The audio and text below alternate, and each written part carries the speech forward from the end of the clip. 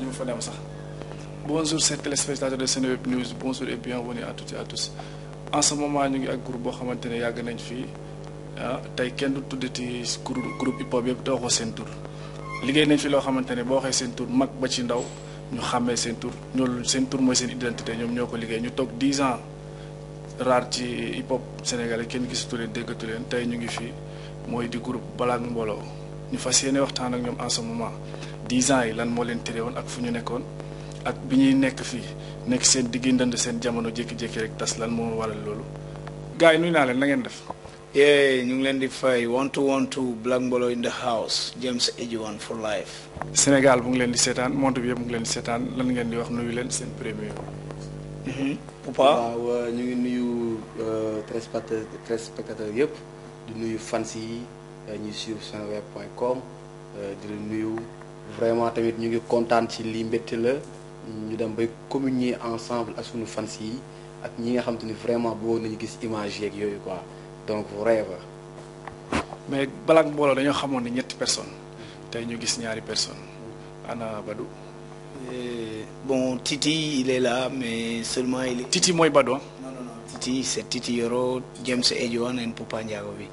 voilà. Bon donc actuellement depuis suñu absence bi yëpp ak ni ñu voyagé woon à l'étranger xaw a dispersé wu bon looloo taxoon mënuñu woon regroupé wu mais depuis bi ñu nekkee fii sur place on a essayé de faire un album ensemble donc mooy alal bi pour fàttali nit ñi donc on prépare le CD jour J moins 2 ou 3 jours dinañ génne album bi bon Titi il est dafa xaw a am tuuti retard ci côté job bi muy job donc moo tax ñëwul et puis moo tax tamit ci album bi yenn son yi du ci bokk quoi ndax absence am mais néanmoins on a un album vraiment féroce pour les fans di leen ko pareel ndax namoon nañ leen. mais léegi balaa ñoo wax ci retour bi dañuy wax ci Black Mbollo mu njëkk ba pare. Black Mbollo gisoon nañ leen fii bon ngeen nekk ci mouvement hip hop bi di def lu toj kenn mënul woon jamono yooyu kenn mënul woon compte benn groupe te tegoo ci Black Mbollo wala Black Mbollo ngay njëkkee ñu dem ba benn instant di def hip hop di tàngal def fi rap mbalax gars yi di kaas lu nekk te jamono ji en ce moment gars yëpp a ngi def rap mbalax ñu jékki-jékki rek am benn tur buzz Black Mbollo rek tas lan moo waral seen tas boobu ak 10 ans yi ngeen raar fu ngeen nekkoon ak lu ngeen doon préparé ak lan moo tax ngeen ñëwaat. waaw loolu question bu may neex la bon boo xoolee tamit boo xoolee sur le plan musical chaque jour Black Mbollo suñu chance moo dañoo innové woon fexe ba jël suñu culture mbalax bi boole ko ak rap bi donc mun naa ne tey Black Mbollo moo tax rappeurs yi ak mbalax maa ngi sax bokk benn plateau di am benn lien. parce que ñu Black Mbollo ñoo fi njëkk def rap mbalax. ñoo fi njëkk def suñu monde bi ñoo ko fi indi lu suñu touche musicale mun na wax Black Mbollo te waxoo rap mbalax donc ñu ngi ciy sant yàlla bu baax a baax. donc absence bi tamit lu ko waraloon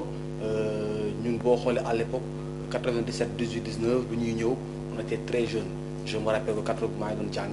foofu laa xamante woon ak James donc pour les maturité dafa doon am ba pare tamit c'était pas préparé ñoo yenn succès yi il faut le reconnaître mu warul tamit foog mu am ay failles parce que erreur de jeunesse la wala yenn affaire xam ne jeunesse moo koy waral mais de par la suite retiré wu nañu pour jàngaat parce que xam nañ ni musique bi am nañ ci luñ ci war a am nañ ci luñ ci war a def te loolu pour nga def ko pour jox Sénégalais yëpp flambeau bu sore fallait que ñu def retrait jàngaat jàng bi lu tax mën a jàngaat mooy voyage yi gars yi voyagé expérience la ci jëlee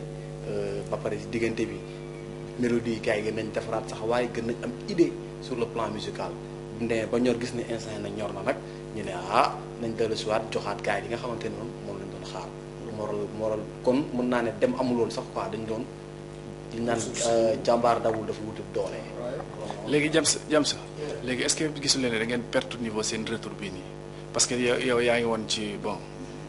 ci beneen côté kii mu ngi woon ci beneen Afrique du Sud kii mu ngi woon Espagne est-ce que fi ngeen doon nekk 10 ans yéen a ngi ko doon liggéey ensemble wala yéen a ngi doon déggante wala yéen a ngi doon liggéey musique di bon musique l'expérience fait la différence nit ci àdduna boo si nekkee foog nga am expérience ci lépp looy dugg. Donc actuellement on est mature ay père de famille lañ donc on est appelé à joxe ay messages yu mool sunu absence li ñu absenté yëpp ñu ngi ku nekk yaa ngi woon ak sa album solo moi j'ai 2 albums boo xam ne benn bi mu ngi daw en Autriche laa ko génne beneen bi Suède donc côté international bi album yi ngi fay daw ak nouveauté yi donc expérience am nañ ko fa de même que. ak africanité quoi sa langage wolof beeg toujours mixé avec culture européenne donc Poupa même chose Titi même chose donc am nañ expérience parce que ñun dañu màggandoo ak nouvelle génération bi kon expérience mu ngi fi dinañ ko wane ci album bii di passé en ce qui concerne ma vie spirituelle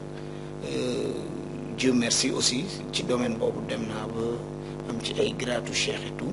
donc éducateur bi gën na confirmé wu de ce fait ci biir son yi tamit dina ci am et tout quoi on verra incha allah. mais Sénégal xam nga lan mooy seen problème mooy Black Mbollo lan moo leen tas instant bi gars yëpp loolu la ñuy laame Black Mbollo lan mooy seen problème quoi Black Mbollo dañoo jékki-jékki parce que Black Mbollo bi ñu doon fi jógee tournée la ñu tàggoo ne ñu ngi dem après ñu dégg après tournée bi Black Mbollo dégg nga Poupa fii jëm si fële keneen fële lan moo waral tas boobu noonu wala waxal ci micro bi. xam nga tas moom dafay xaw a diis quoi parce que tas état d'esprit de idéologie la mais je pense que du mën a tas nañu parce que lu tax tas ñu mooy que ñun ñëpp suñu xel yi benn xel la mos a nekk quoi donc day toll dans les moments de la vie day am ay yenn taxawaay yoo xam ne nii day am lu muy laaj c'est-à-dire kii day def nii kii jaar nii mais yooyu sans pas dire dañu am ay problème parce que tamit société bi moment bu dafa laajoon loolu tu vois parce que 3 artistes la ku ci nekk am nga si loo xam te ni moom nga bëggoon défendre par exemple man diggante bi dama doon def reggae maa ngi doon joué affaire yoo xam te ay vibes joué naa ay Sen Axis la Kalonji Gambie def naa affaire yu bari xam nga donc yeneen découverte loolu bon gëm naa ne ko bu tas amoon tey duñu taxawaat tey bay teg quoi donc Black Mbollo tey mën naa ne université la ñun ñëpp dañu fa doon jàngee tey moo ñu jox ay licence donc bu ñu demee tam ba gars yi sentir ko dañ leen koy joxaat donc bon gars yi tamit Sénégal am nañ tendance dañuy jékki-jékki ne bon gars yi tas nañu donc xam nga day xaw a diis quoi boo nee tas. Black Mbollo daal tasul. Black Mbollo ñu ngi fi musul tas. waaw léegi ñu wax ci album bi ngeen projet bi ngeen nar a teg nii album bi kan lay génn parce que ñu ngi dégg album bi mu ngi génn Black Mbollo. ok album bi c'est prévu pour le 31 tey la waroon génn mais ci côté duplication bi on a essayé def lu neex public ba nga xam ne vraiment jour J mooy 2 dina génn quoi incha allah léegi di wax tamit ci côté tas bi c'est-à-dire même soo jëlee ay xale bu ñu màggee ci benn kër après kenn ku nekk foog nga dem ut sa location bopp moo tax t'as vu. maanaam la équipe nationale la quoi ku nekk da nga amoon sa club léegi ñëwaat nañ. ok dañ leen nax ñun dañ leen nax parce que groupe yi fi nekkoon yëpp boo gisee ñoom ñëpp tas nañ ah donc ñun comme dañ ne Black Mbollo donc même ñun bu ñu fi nekkatul idéologie bi dem na ba pare te Rambalas c'est innovation la boo xam ne day exister éternellement donc ñun en tant que rappeur ñun créé nañ benn identité boo xam ne ak originalité boo xam ne samp nañ ko fi tant que musique mu nga am kenn mënu ko dindi donc 15 ans après le rappeur yi comprendre que ne bon lii c'était notre originalité boo xam ne culturelle képp ku ko deful pour nga accéder sur le plan international day metti mais est-ce que fi ngeen tolloon Black Mbollo bu njëkk ak bii tey moom benn la parce que nga toog 10 ans nga raar ñëwloo gars yi danañ xaw a fàtte tuuti Black Mbollo la ñu mënoon est-ce que ñu ngi koy mën ba léegi alal waaw ngeen woyoon ko lool ngeen defar ko rab mbalax après ngeen ñëwaat seen retour bi da ngeen ñëw pour woyaat def ko remix woyaat ko dëggaat ko pour wan ne Sénégal Black Mbollo ñëwaat na te xam ngeen ni alal moo nekkoon seen son bu ëppoon doole moo gënoon am bës xale yi moom lañ doon fooyantoo ngeen ñëw defaat ko remix pour yeeyaat gars yi coxataan gars yi ne ñëw na léegi est-ce que waaw léegi loolu lu am importance la mais le reste à venir mooy que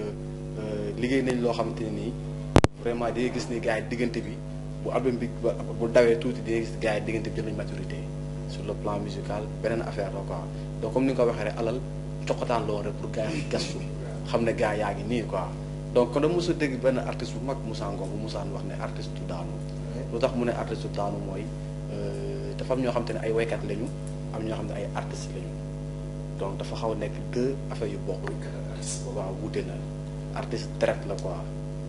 c'est esprit de créativité ngay am ay vibes la ay dimension la état d'esprit la mais waykat moom mën ngaa toog nii rek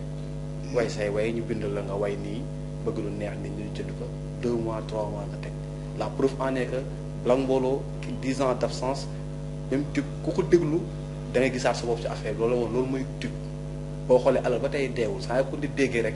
da ngay gis ni da ngay dégg naa la ndeysaan son bi mooy woon am na recherche musicale ak benn recherche côté bind bu ne ci affaire benn secret bu ci ne loolu mooy art. man li ma gën a jaaxal ci Black Mbollo mooy seen retour bi nii ñëwuñu Black Mbollo dañoo ñëw rek commencé topp ci média yi Black Mbollo ñëw nañ dinañ préparer album def seen single teg lancé muy daw ci rajo yi Black Mbollo di ngeen dégg ko ci concert Black Mbollo jéewul fenn wala yéen da ngeen yaakaar ne sénégalais yi ni ñu yemoon ci Black Mbollo ba léegi ñu ngi fa dégg nañ Black Mbollo rek muy daw nañ seeti Black Mbollo quoi. waaw dañu namoon nag. gars yi dañu namoon quoi.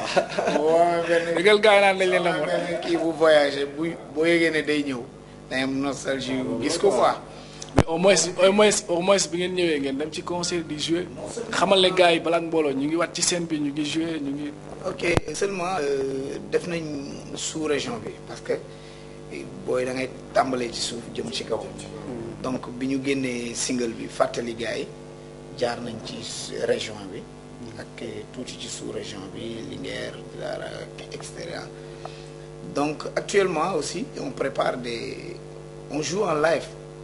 donc live bokkul ak beat ak programmation non maturité la live la ñuy joué kale nañ ay affaires yoo xam ne vraiment récemment rek dinañ def conférence de presse le 5 Just For You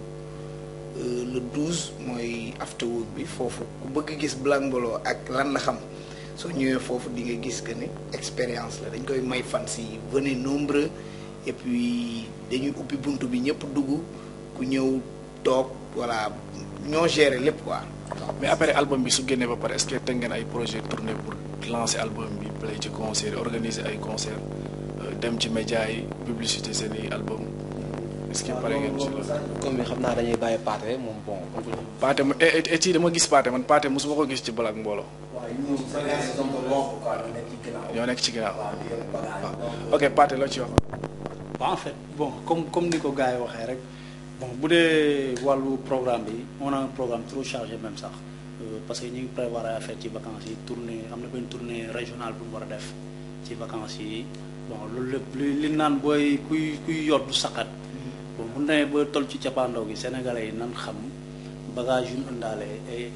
li ñu war a def ci vacances daal. léegi Pathé dama gis ne moo gën a sonn ci affaire yi jaabante yi ci média bi dugal fii mais Pathé est-ce que nekkul yaay daw di jëli gars yi sax nee na kaay leen tegaat ci scène bi kaay leen ñëwaatee leen ci scène bi man loolu moo ma jaaxal quoi. non comme ni ko gars yi waxee c'est-à-dire ñoom bon Black Mbollo du groupe bu ndaw groupe bu mag la bon franchement ni may waxee ak yow nii bon ñi ngi door a ñibbi si war a teg ay affaire mais sama téléphone tout le temps mu sonné chaque jour que Dieu fait ñi ñaa ngi may woo ci ay. mooy wan ne gars yi dañoo namoon gars yi léegi gars yi la ci biir gars yi dañoo namoon woon gars yi rek ok mais léegi benn affaire laa leen laaj yaa ngi dégg 98 97. alalu affaire mbalax bi gars yi rappeurs yëpp kaas ku nekk jug Black Mbollo sànni ay track te instant bi jamono ji bon du ma citer ay rappeurs yaa ngi dégg mais am na ñoo xam ne ñu ngi def rap mbalax ñu gën a siiw ci hip hop milieu hip hop sénégalais fii te gars yi kenn waxul lan ngeen di wax loolu parce que jamono jooju ñooñu ñoo doon sànni track. boobu li ñu ciy wax. est-ce que pare ngeen benn morceau boo xamante ne pour tontu ñooñu la parce que seen benn sound maa ngi dégg. non duñ leen seen benn sound maa ngi dégg nga ne dañuy laaj yoon nga teg la ci yoon. koo teg ci yoon mu def la noonu. neen du fi bondé. waaw loolu mooy gars yi dañuy laaj yoon ñëpp ñu ngi taxaw di laaj yoon te koo teg ci yoon mu def la noonu. mais man si je comprends bien gars yi yéen a leen teg ci yoon quoi. waaw dañ leen teg ci yoon parce que instant bii rappeurs yi bëri rejoindre nañ Black Mbollo ci rap mbalax bi te mu ngi dox carrément. waaw en fait bon loolu sant yàlla rek quoi te bon mooy wane ni rek àdduna moom loo gëm rek yàlla la ci li tubaab naan la vérité finira par triompher. donc satisfaction la tey ñu dem ba affaire boobu tey imposé ci dëkk bi. te bu ñu koy def bu ñu koy tàmbali bon ñëpp gis nañ ni gars yi nañ doon clashé naan lii. waaw mais nag loolu du dara esprit xale la woon rek. parce que rap bi ni mu duggee woon le Sénégal bon affaire américaine lañ ko jàppee woon. donc dem nañ ba dindi complexe boobu gëmloo gars yi ne non du loolu lii la. donc tey gars yi ci raisonnable bi ci nekk bon dañ leen di big up bon di leen wax ñu gën a jàpp musique moom vibes la géej la boo xam te ni bon ku nekk ak nooy gisee quoi waaw loolu la quoi donc loolu daf fi war a jóge quoi gars yi kii naan lii lay def kii naan lii lay nañ xam ne rek musique la waaw musique la hip hop ci musique la bokk xam nga faut pas gars yi naan ay hip hop non hip hop musicien non existe wu musique waaw message bi leer na mais benn affaire bu ndaw rek laa bëgg quoi alal bi ngeen tëggaat ma ko benn acapella bu ndaw rek ngeen mayan ma ko mais balaa boobu micro baa ngi nii micro bi ngeen raaroon micro bi la sénégalais yëpp tàmmoon di gis Black Mbollo di ko téye ci kaw seen léegi Black Mbollo raaroon na ko yéen waa Sénégal yéen waa adduna bi micro baa ngi ni dellu joxaan nañ ko Black Mbollo la joon ko teg ci yoon mu def la noon neen du fi bonde la bëggee Yàlla la ko seedeel mooy tur seytaane neen du fi bonde ju ñaaw jarul sóoraale yoonu ndaw du gaaw neen du fi bonde aduna bi aduna lamiñ moo la mën a reylu aduna wax ji moo la mën a sànk